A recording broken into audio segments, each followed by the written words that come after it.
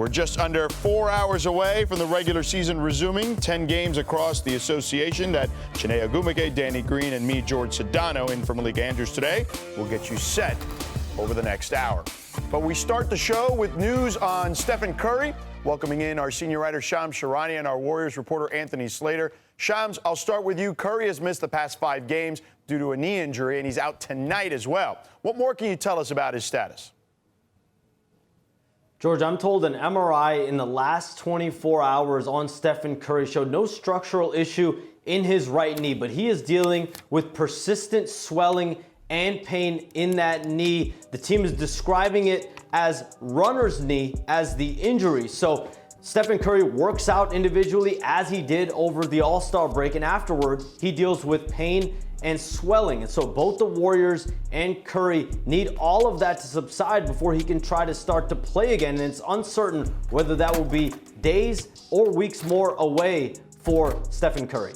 Now, the Warriors taking on the Celtics tonight at Chase Center, and Slater is there for us right now. He can't miss any more games to be eligible for the postseason awards, Anthony. So how concerned beyond that is the organization for Steph Curry's knee situation? Yeah, it's a little bit of a good news, bad news type of situation. Shams mentioned it. MRI is clean, so there's no underlying structural issue that is of graver concern. But this is something that he's been dealing with over, about a month now. It originally popped up in Minnesota during a workout the day that game got postponed. And, he played through it a little bit. He played a few games. He was having a good game against the Pistons right behind me. And then he just started bothering him again. He limped off, like you said, missed the last 5 games. And, as we still try to figure out, can they creak this door open in the fading Steph Curry era? Can they get back to one contention, have one playoff run at some point?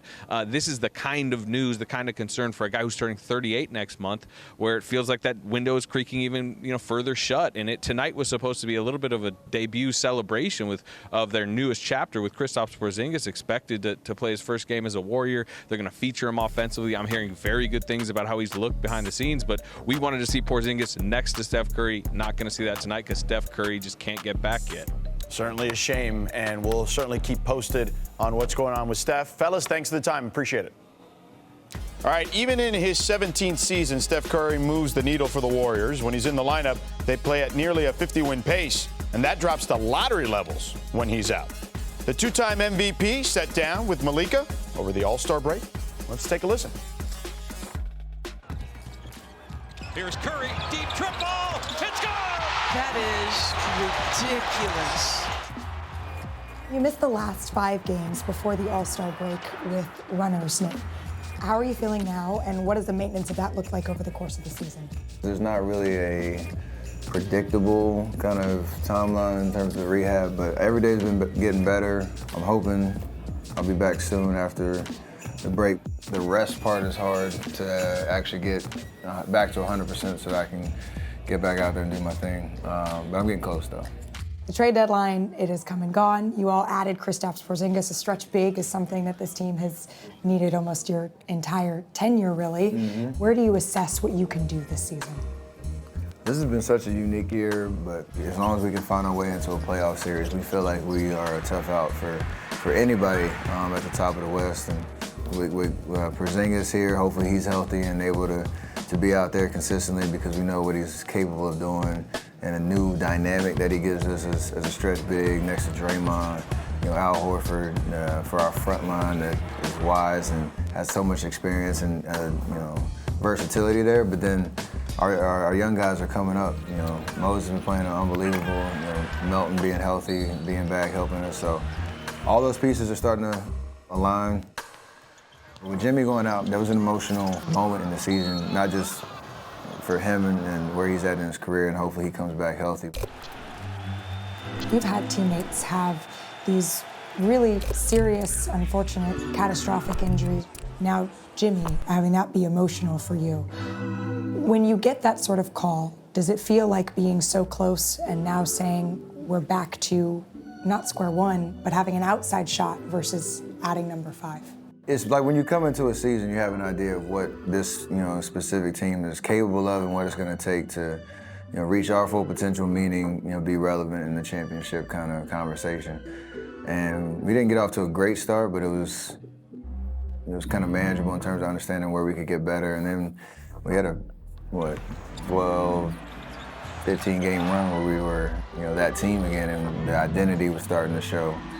And then Jimmy Gill goes down, and, it's a tough blow. Being able to adapt and still figure out how we can put things together with the guys that we have to stay in that conversation. It might not look the same as it has in years past, but the belief is still there. That gives you, something to get excited about down the stretch of the season. Golden State Warriors are on top of the NBA world. The Dubs dynasty is still very much alive. Knowing that the identity of this group, of your career, has been four-time champion, how do you balance that with still finding joy in where you are and what's realistic right now? I've had just gratitude and appreciation for the journey, but I still love to play basketball, just at its core. I still love the work that goes into it. It's my happy place when I'm out there on the court, so that belief and that joy that I try to play with, I think is contagious, for our team. I'm still motivated to, keep chasing, that elusive fifth championship and that opportunity. The challenge is to stay in the moment, enjoy playing basketball, enjoy the fight of competing, night in, night out. So Steph said he's still motivated to keep chasing that elusive fifth championship. He turns 38 in a month. After it's all said and done, do you believe there's a path for Steph here? Yes, there is. But I also think, you're laughing, I also think that the Warriors have one more big swing to get it right. You mentioned his age, turning 38. But we don't talk about how Steph Curry is similar to LeBron James and at this point in his career, taking care of his body, his cardio, upping his fitness. He still has a lot of gas left in the tank. And also, this is a guy who's still at the top of his game, averaging 27 points per game, and also has made 175 threes, third in the NBA. Mind you, he's missed 16 games. So if he played all the games, he'd be right at the top of it.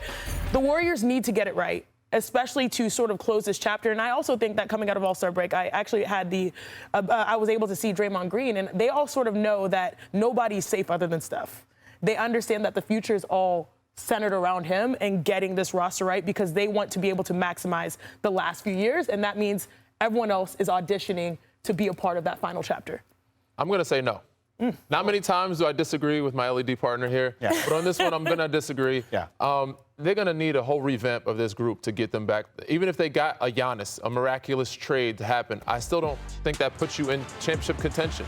It makes you a lot better, but in the West, you got OKC, you got San Antonio, you got even Houston. There's other teams, there's a lot of giants out there with depth. They got to get some pieces around him to make them, back in championship contention. Now, the key word that I saw that he said was motivated and not desperate. So I don't think he's needs to go somewhere else. He's not wanting to leave. But right now, I just don't think they need to do a lot of changing to make them back to what they once were. But I think that speaks to my point because other than Steph, I think that everyone else understands that you have to be able to play at the top of your game to see if you can be that champ. But also, anything's possible, secondly, but I'm going to say no. I will always be your LED partner. Okay. And listen, that's fine. I don't think he has to leave. If Steph retires and doesn't win a fifth title, I think we're all going to be just fine. Hey, Steph Curry, an amazing career. Nothing's going to change if he wins a fifth to a fourth, in my opinion of him. But do you think he's a guy that can still win a championship based off of the talent he provides if he gets another good one or two? Well, they would need a better roster. Exactly. But I just don't know. I mean, they have 4 first-round picks. They tried to trade them for Giannis. So maybe perhaps there still could be a path, but it's going to take a lot of heavy lifting and some luck. This will be the biggest offseason for them because it will be dictated then and probably not now. For sure. All right, well, tonight the Warriors have the second-seeded Celtics. Boston has been without Jayson Tatum all season, but that hasn't slowed them down to this point. Boston has a top 5 offense and a top 10 defense. The only other team in the league to do that is the Thunder. So, Chiney, the Celtics have been one of the biggest surprises thus far this season. All right? Tatum out, the Achilles injury. How have they had this kind of success? It's not one of the biggest surprises. They absolutely are the biggest surprise. Where are they? Top 3 in the East? Yeah. That's wild considering what they lost. And the reason why they've been able to be that far up in the standings is for two reasons. You've got Jaylen Brown operating at an MVP level and the Joe Mazzulla system that really thrives in mismatches. You're going to see the on-ball screen right here by Keita that allows the switch into Drew Smith, and that's who they want to attack. There's a nice little go screen, which means you don't set the screen. You create some space. Two defenders right here are in a blender, and Derek White knocks down the three. Again, they're third in made threes in the NBA. Now let's go to off-ball. Peyton Pritchard, everyone thinks that he's going to get pinned downs. Instead, he sets this one for Jaylen Brown, who's averaging, 28, 29 points per game. Not probably their best three-point shooter, but when you're that open, you're going to shoot like 70% from the field.